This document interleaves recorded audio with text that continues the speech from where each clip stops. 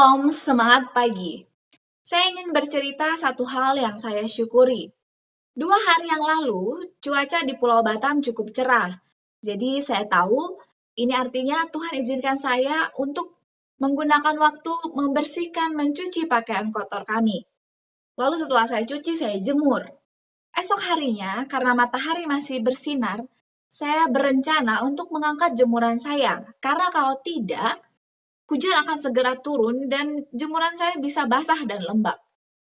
Karena bulan ini merupakan musim hujan di Pulau Batam. Jika 2 atau 3 hari turun hujan berturut-turut, maka akan menyebabkan banjir di beberapa titik di Pulau Batam.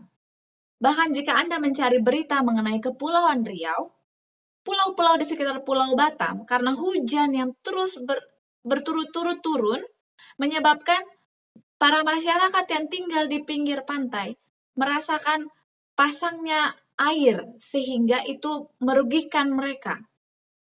Karena itu saya berencana untuk cepat-cepat angkat jemuran saya.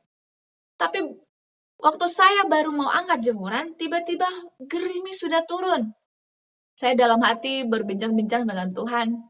Ya, kayak gimana ini? Hujannya nanti tambah deras. Kalau tambah deras, nggak jadi dong Ade angkat jemuran Ade. Nanti kalau hujan gimana dong? Kayak masa Ade cuci lagi jemurannya? Puji Tuhan, tidak lama setelah saya berbincang-bincang seperti itu, hujan itu berhenti. Saya cepat-cepat ke belakang, saya angkat jemuran saya dan saya amankan. Tidak lama setelah itu, hujan deras pun turun. Saya senang merasakan pengalaman bercerita dengan Tuhan seperti ini. Saya juga percaya bahwa Anda memiliki banyak pengalaman seperti itu. Mari kita syukuri berkat-berkat Tuhan, mulai dari hal yang kecil.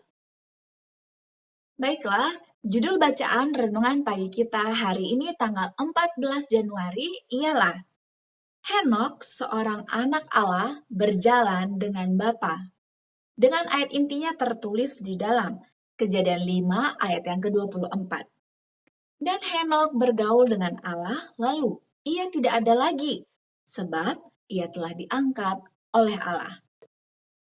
Tentang Henokh ada tertulis bahwa ia hidup 65 tahun lamanya, lalu beroleh seorang anak laki-laki.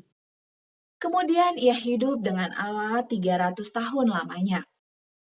Setelah anak yang pertama itu lahir, Henokh mencapai suatu pengalaman yang lebih tinggi. Ia tertarik kepada hubungan yang lebih dekat dengan Allah. Ia menginsafi lebih sempurna segala tanggung jawab dan kewajibannya sebagai seorang anak Allah. Kehidupan Henokh yang benar itu sangat bertentangan sekali dengan kehidupan orang-orang jahat di sekelilingnya. Kesalehannya, kesuciannya, ketulusan hatinya yang tiada menyimpang ke kiri atau ke kanan adalah hasil dari hidup dengan Allah. Sedang kejahatan dunia ialah akibat mereka hidup dengan penipu manusia. Belum pernah ada dan tidak akan pernah ada suatu abad ketika kegelapan moral akan begitu gelap seperti ketika Henokh hidup dalam kebenaran yang tiada tercela.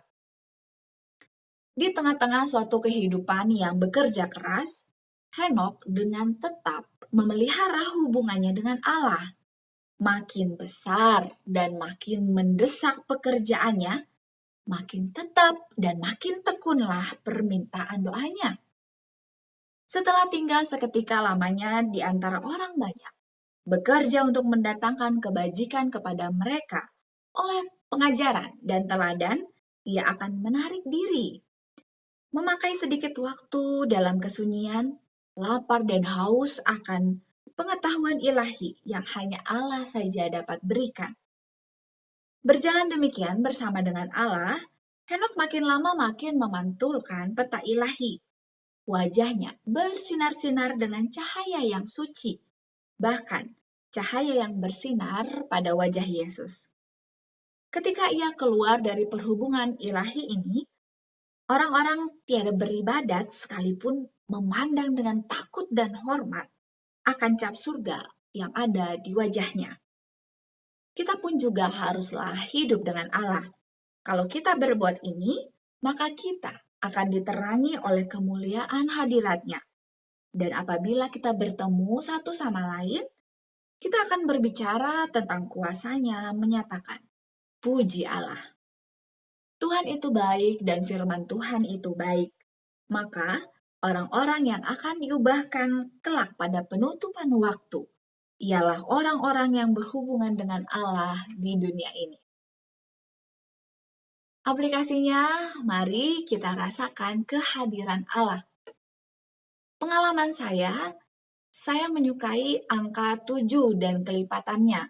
Maksudnya bisa 77, bisa 73 kali, yang angka 7-nya berderet ya.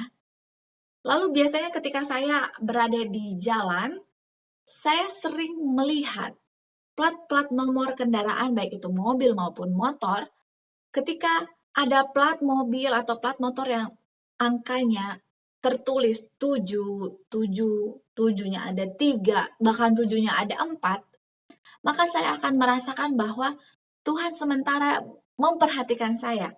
Tuhan sementara melihat apa saja yang saya lakukan, apa saja yang saya pikirkan. Bahkan saya bisa melihat angka 7 yang berderet ini di papan-papan pengumuman, baik nomor-nomor telepon yang tertera di sana ataupun apa saja yang menampilkan angka 7 yang berderet. Ini pengalaman yang saya rasakan bagaimana Tuhan itu hadir memperhatikan saya. Tentunya pengalaman Anda bisa jadi sama maupun berbeda. Slogan kita, awali hari ini dengan renungan pagi. Saya kembali rindu untuk mengajak kita semua, mari kita rajin dan terus menggunakan waktu kita untuk berdoa. Anda pun dapat menuliskan permohonan doa Anda di kolom komentar di bawah ini dan saya akan menjadi sahabat doa Anda. Kita akan bertemu lagi esok hari, sampai jumpa. Tuhan memberkati.